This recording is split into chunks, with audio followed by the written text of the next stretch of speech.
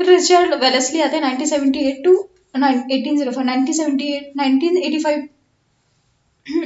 Richard Wellesley आते हैं 1798 to 1798 to 1805, 1798 to 1805, 1798 to 1805। तो रिचर्ड वेलेस्ली अपने आप को बोलते थे बंगाल टाइगर। तो बंगाल टाइगर बोलते थे। कब से कब तक आए थे? 1798 टू 1805। तो इन्होंने फॉरवर्ड पॉलिसी, इन्होंने एक्सपेंशन किया इंडिया में।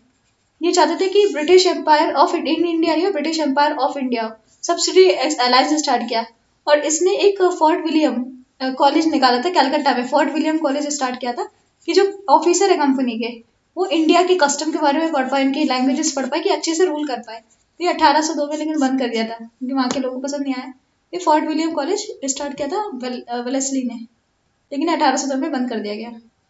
तो क्या क्यों आया ये रिचर्ड वेलेस्ली? 1978 में क्या हो रहा है कि स्ट्रगल हो रहा है फ्रांस के साथ। फ्रांस में 1789 में फ्रेंच रिवॉल्यूशन आ चुका है।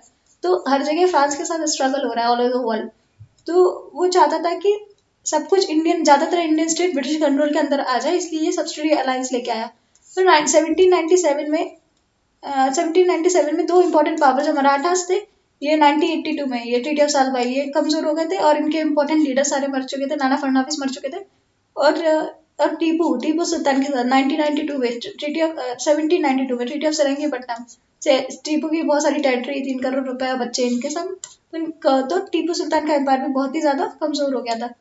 और ये भी चाहता था कि एक्सपेंशन होगा तो ज्यादा प्रॉफिटेबल होगा, रॉ मटेरियल इजी से मिलेगा। अगर पूरा महाराष्ट्र अगर इंग्लिश के अंडर आ जाए तो कितना ज्यादा कॉटन मिल जाएगा। तो इसलिए अगर एक्सपेंशन करेंगे तो रॉ मटेरियल इजी मिल जाएगा, इसलिए रिचर्ड वेलेस्ली चाहता था एक्सपेंशन हो। तो सब्सिडी लाइन्स में कौन कौन सी चीजें थी? एक तो इसमें लिखा गया कि जो भी स्टेट्स होंगे उसे साइन करेंगे वो प्रोटेक्टेड स्टेट्स होंगे, और ब्रिटिश पैरामाउंट पावर हो गया। ब्रिटिश को बोला पैरामाउंट पावर, बोला हम आपको प्रोटेक्ट करेंगे, आप हमारे बच्चों के, हम पैरामाउंट पावर है, ये इसमें लिखा था। अगर और फिर आपको इसके लिए हमें या तो आप हमें पैसे दो, मनी दो, नहीं तो आप अपनी कुछ टेरिटरी हमें दे दो, हम उससे कर वसूल लेंगे। फिर आपको एक native contingent of British troop रखना पड़ेगा। सपोज आपकी इंटरनल कहीं रिपोर्ट हो जाता है तो ये नेटिव ब्रिटिश ट्रूप का कॉन्टिनेंट है, आपको बचाएगा। फिर आपको कोई भी फॉरेन पावर के साथ कोई भी रिलेशनशिप नहीं रखा है। तो फॉरेन पावर के साथ कोई भी रिलेशनशिप नहीं रखना, मेनली फ्रांस के साथ। तो फॉरेन पावर से कसर कोई लाइक फॉरेन सारी पावर ले ली जाती है सबसे रिलायंस में। उसमें था कि अगर आपको एक तो फॉरेन रिलेशन नहीं मेंटेन कर सकते, अगर आपको जैसे मराठा को निजाम के साथ कोई ट्रीटी करनी है तो इसमें भी तो ब्रिटिश की परमिशन चाहिए। तो एक बार इंटरनल इंडियन स्टेट्स के साथ भी आपको अगर कोई रिलेशन करना है तो ब्रिटिश परमिशन के साथ करोगे। और आपके आपके आपको अपनी आर्मी को डिसबैंड करना पड़ेगा। जैसे मराठास को अपनी पिंडारिस को हटाना पड़ा था 1802 में साइन करने के बाद। तो वो आपको करना पड़ेगा, आपको आर्मी डिसबैंड करनी पड़ेगी। और आपको ब्रिटिश रेसिडेंट रखना पड़ेगा कोर्ट में, ब्रिटिश रेसिडेंट रखना पड़ेगा कोर्ट में, तभी रेसिडेंसी रोज होती है जहाँ पे ब्रिटिश रेसिडेंट रहता था किसी भी प्रिंसली स्टेट में। तो एक आपका कोर्ट है, उसमें एक ब्रिटिश रेसिडेंट बैठेगा। फिर आपको आर्मी नहीं रखती, आर्मी नहीं हटा सकते। और आप कोई भी यूरोपियंस को नहीं बुला सकते हो, आपके कोर्ट में कोई यूरोपियन नहीं आ सकता है और कोई यूरोपियन नहीं आ सकता है जब तक आप ब्रिटिश की परमिशन न लो। अगर कोई और आ रहा है तो ब्रिटिश की परमिशन चाहिए। और इंटरनल अफेयर में ब्रिटिश इंटरफेयर नहीं करेगा। तो इंटरनल अफेयर से कोई मतलब नहीं, लेकिन ऐसा अफेयर नहीं होता था, लाइक इंटरफेरेंस होता था, लेकिन इसमें बोला इंटरनल अफेयर से कोई मतलब नहीं है। फिर फर्स्ट इसमें किसके साथ किया था? हैदराबाद के साथ। फर्स्ट सब्सिडी लाइन किसने साइन की? हैदराबाद।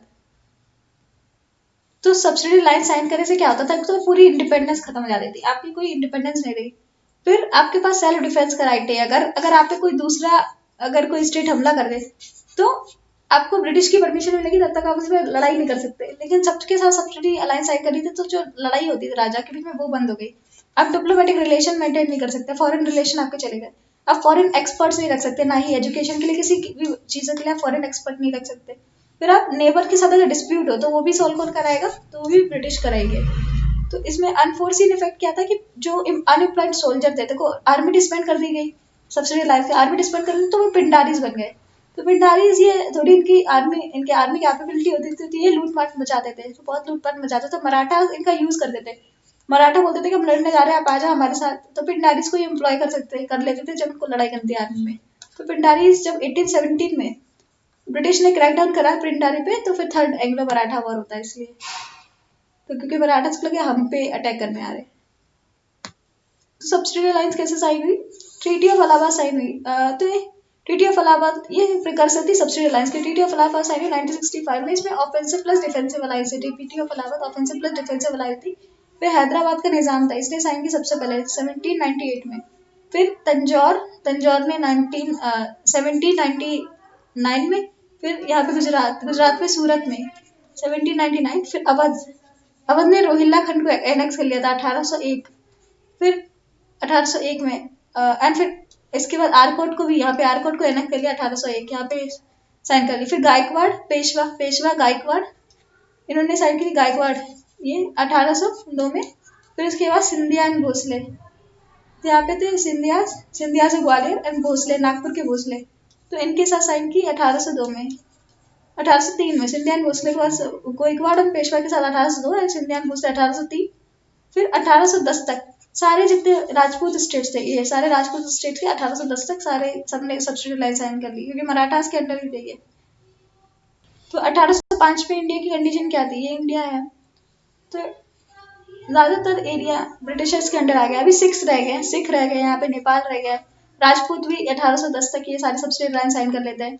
फिर ये जो एरिया है ये सब्सिडी लाइन्स के अंडर है। अभी 1805 में मराठास का एरिया सब्सिडी लाइन्स पे है, और ये पूरा एरिया ये सब्सिडी लाइन्स में मैसूर का, एंड ये डायरेक्ट कंट्रोल में है। आरकोट को एनेक्स कर लिया गया। फिर ये पूरा ये वाला एरिया एनेक्स कर लिया था।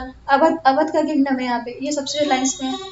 फिर ये बच्चे नेपाल वाले बच्चे नेपाल के साथ वॉर करेंगे, राजपूत तो आएगा इनके सब्सिडी लाइन्स में। और निजाम है ये, इन्होंने भी साइन कर लिया, सबसे पहले हैदराबाद में साइन की थी 1798 में। तो ये सारे सब्सिडी लाइन्स में है। ब्रिटिश को क्या फायदा हुआ सब्सिडी लाइन से, मेरिट्स क्या थे? एक तो ब्रिटिश पैरामाउंट पावर बन गया पूरे इंडिया का। फिर रिसोर्सेज और इन्फ्लुएंस कंपनी के जो भी प्रॉफिट थे बहुत ज्यादा बढ़ गए। फिर अब इसमें इंग्लिश दूसरे रूलर्स पे जो अब सब्सिडी लाइन्स में नहीं आए थे उनके साथ इन्फ्लुएंस आने में काफी फायदा हुआ। और लार्ज स्टैंडिंग आर्मी, बहुत बड़ी स्टैंडिंग आर्मी बन गई। वहां पे जो कंटीजेंट रखते थे तो वो होते तो ब्रिटिशर्स के अंडर थे, क्योंकि उनको अलाउ नहीं था अपनी आर्मी रखना। तो वो लेकिन पैसे किसके देते थे, तो इंडियन प्रिंस पैसे देते थे, इंडिया के राजा पैसे देते थे, और वो यूज करते थे ब्रिटिशर्स। जब भी कोई लड़ाई होती थी तो उनको बुला लेता था। तो इससे काफी उन्हें एम्पायर को एक्सपेंड करने की पावर मिली। और तो कई बार क्या हुआ कि जैसे अगर पैसे नहीं दे पाए, जैसे ये भोसले नागपुर के भोसले हैं, ये पैसे नहीं दे पाए तो उन्होंने अपनी ये टेरिटरी दे दी, तो ब्रिटिशर ने ये टेरिटरी ले ली। तो ऐसे करके उनका एम्पायर डायरेक्ट कंट्रोल वाला एम्पायर भी एक्सपेंड होता गया। सब्सिडी लाइन्स के डीमेरिट्स क्या थे इंडियंस के लिए? नेटिव रूलर्स की उनकी सारी प्रेस्टीज एंड डिग्निटी सब खत्म हो गई, वो झुक गया किसी और के आगे, उसकी पूरी ऑटोनॉमी चली गई। सेकंड, जो भी डिमांड करते थे ब्रिटिशर्स, पैसे मांगे थे तो बहुत ही ज्यादा होते थे, तो लोगों के ऊपर टैक्स बढ़ गया, लोगों के ऊपर बहुत ज्यादा प्रेशर आया। फिर इंडियन रूलर्स ने अपनी आर्मी डिस्बैंड कर दी, तो यहाँ के बहुत से लोग अनएम्प्लॉयड हो गए, जो जिनको पेट्रोनेज देते, जैसे बहुत सारे शिल्पकारी, बहुत सारे डांसर्स, सबको वो सबकी जॉब चली गई। तो पिंडारीज बढ़ गए, तो लोगों को दिक्कत हुई क्योंकि ये लूटपाट मचाने लगे।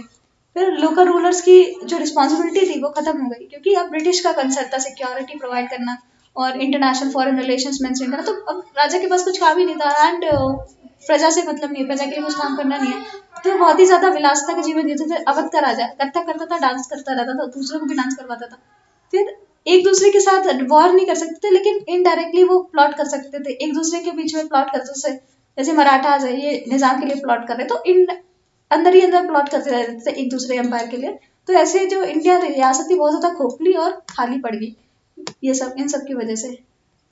फिर सर जॉर्ज वार्लो के टाइम क्या हुआ था, इसके बाद रिचर्ड वेलेस्ली के बाद आया सर जॉर्ज वार्लो 1805 टू 1807।